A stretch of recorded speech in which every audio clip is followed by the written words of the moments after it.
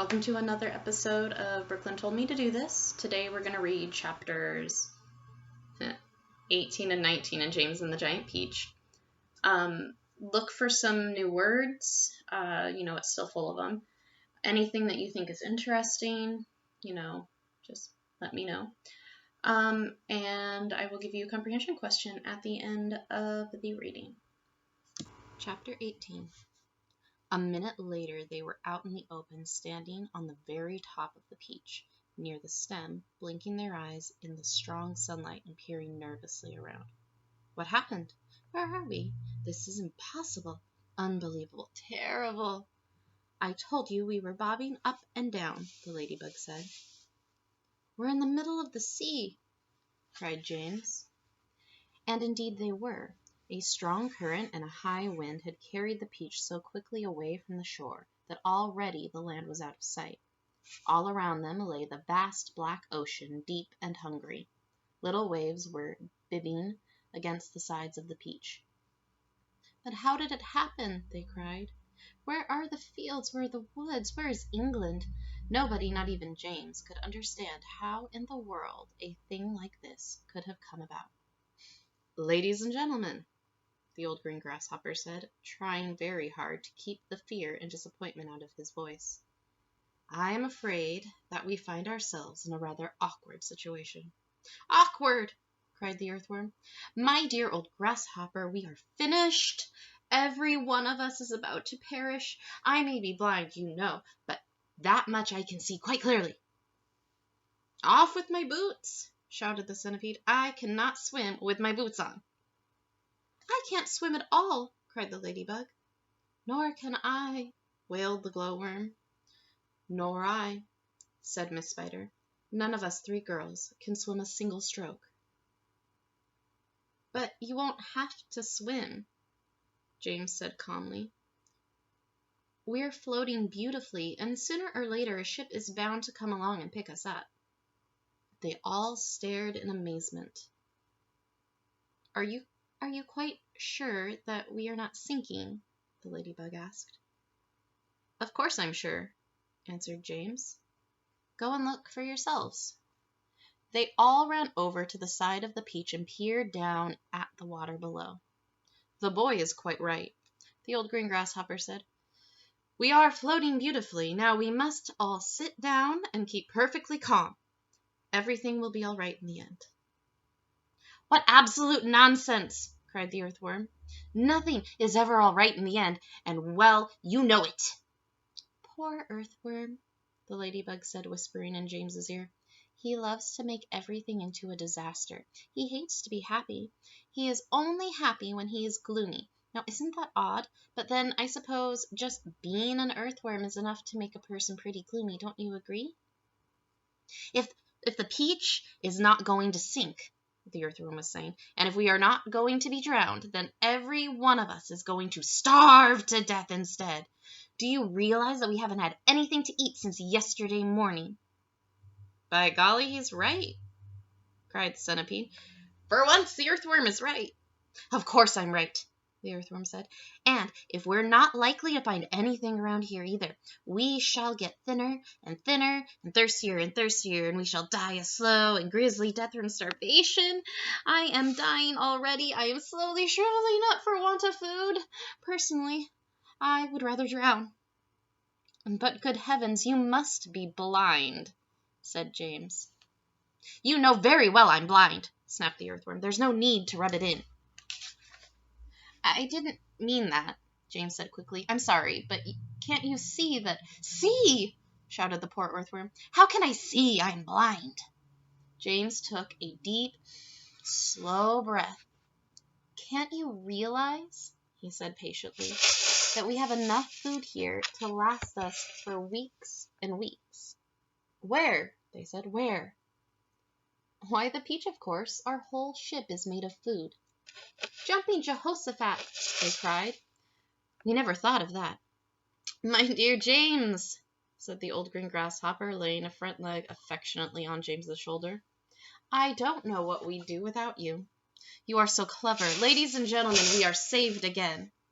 We most certainly are not, said the Earthworm. "You must be crazy. You can't eat the ship. It's the only thing that's keeping us up." "We shall starve if we don't," said the Centipede. "We shall starve, or we shall drown if we do," cried the Earthworm. Oh dear," said the old green grasshopper. "Now we're worse off than before." "Couldn't we just eat a little bit of it?" asked Miss Spider. "I am so dreadfully hungry." "You can eat all you want," James answered. "It would take us weeks and weeks to make any sort of a dent in this enormous peach. Surely you can see that." "Good heavens, he's right again!" cried the old green grasshopper, clapping his hands. "It would take weeks and weeks. Of course it would. But let's not go making a lot of holes all over the deck. I think we better simply scoop it out of that tunnel over there, the one that we've just come up by." "An excellent idea," said the ladybug. "What are you looking so worried about, Earthworm?" the Centipede said. "What's the problem?" "The problem is," the Earthworm said, the problem is that there is no problem." Everyone burst out laughing. "Cheer up, Earthworm," they said. "Come and eat." And they all went over to the tunnel entrance and began scooping out great chunks of juicy, golden-colored peach flesh. "Oh, marvelous," the Centipede said, stuffing it into his mouth. "Delicious," said the old green grasshopper. "Just fabulous," said the glowworm. "Oh, my," said the ladybug primly. "What a heavenly taste." She looked up at James and James smiled back at her. They sat down on the deck together, both of them chewing away happily. "You know, James," the ladybug said, "up until this moment I have never in my life tasted anything except those tiny little green flies that live on rose bushes. They have a perfectly delightful flavor, but this peach is even better." "Isn't it glorious?" Miss Spider said, coming over to join them. "Personally, I had always thought a big, juicy, caught-in-the-web bluebottle was the finest dinner in the world, until I tasted this." "What a flavor!" the Centipede cried. "It's terrific! There's nothing like it. There never has been, and I should know because I personally have tasted all the finest foods in the world." Whereupon the Centipede, with his mouth full of peach, and with juice running down it all over his chin, suddenly burst into song. "I've eaten many strange and scrumptious dishes in my time, like jellied gnats and dandyprats and earwigs cooked in slime. And mice with rice, they're really nice when roasted in their prime, but don't forget to sprinkle them with just a pinch of grime. I've eaten fresh mud burgers from the grandest cooks there are, and scrambled dregs and stinkbug eggs and hornets stewed in tar, and pails of snails and lizard tails and beetles by the jar. A beetle is improved by just a splash of vinegar. I often eat boiled sausages, they're grand when served beside minced doodlebugs and curried slugs. And have you ever tried mosquitoes' toes and wampfish roes, most delicately fried? The only trouble is they disagree with my inside. I'm a mad for crispy wasp stings on a piece of buttered toast, and pickled spines of porcupines, and then a gorgeous roast of dragon's flesh, well hung, not fresh. It costs a buck at most, and comes to you in barrels if you order it by post. I crave the tasty tentacles of octopi for tea. Like hot dogs, I love hot frogs, and surely you'll agree. A plate of soil with engine's oil is a super recipe. I hardly need to mention that it's practically free.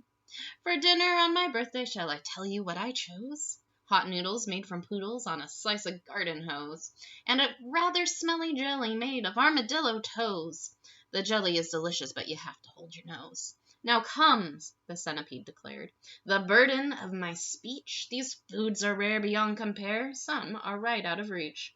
And there's no doubt I'd go without a million plates of each for one small mite, one tiny bite of this fantastic peach.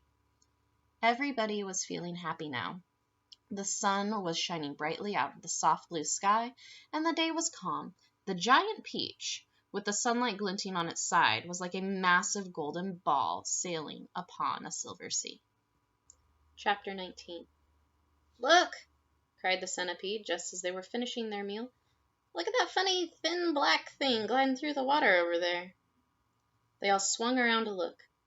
"There are two of them," said Miss Spider. There are lots of them, said the ladybug. What are they? Asked the earthworm, getting worried. They must be some kind of fish, said the old green grasshopper. Perhaps they have come along to say hello. They're sharks, cried the earthworm. I'll bet you anything you like that they are sharks and they have come along to eat us up. What absolute rot, the centipede said, but his voice seemed suddenly to have become a little shaky. He wasn't laughing. I am positive they are sharks, said the earthworm. I just know they are sharks. And so, in actual fact, did everybody else, but they were too frightened to admit it. There was a short silence. They all peered down anxiously at the sharks, who were cruising slowly round and round the peach. Just assuming they are sharks, the centipede said. There still can't possibly be any danger if we stay up here. But even as he spoke, one of the thin black fins suddenly changed direction and came cutting swiftly through the water, right up to the side of the peach itself. The shark paused and stared up at the company with small, evil eyes. Go away, they shouted. Go away, you filthy beast. Slowly, almost lazily, the shark opened his mouth, which was big enough to have swallowed a perambulator, and made a lunge at the peach. They all watched aghast. And now, as a signal from their leader, all the other sharks came swimming toward the peach, and they clustered around it and began to attack it furiously. There must have been 20 or 30 of them at least, all pushing and fighting and lashing their tails and churning the water into a froth. Panic and pandemonium broke out immediately on top of the peach. Oh, we are finished now, cried Miss Spider, wringing her feet. They will eat up the whole peach, and then there'll be nothing left for us to stand on, and they'll start on us. She's right, shouted the ladybug. We are lost forever. Oh, I don't want to be eaten, wailed the earthworm. But they will take me first of all because I am so fat and juicy and I have no bones. Is there nothing we can do? Asked the ladybug, appealing to James. Surely you can think of a way out of this. Suddenly, they were all looking at James. Think, begged Miss Spider. Think, James, think. Come on, said the centipede. Come on, James, there must be something you can do. Their eyes waited upon him, tense, anxious, pathetically hopeful. Hope you enjoyed chapters 18 and 19 of James and the Giant Peach. The questions that I have for you today are, number 1, why do you think sharks, which are carnivores, meat eating, are interested in eating the peach? And 2, why do you think it is that the insects in the peach, so Miss Spider, old green grasshopper, centipede, why do you think that they turn to James whenever there is a problem that needs to be fixed? All right, see you later.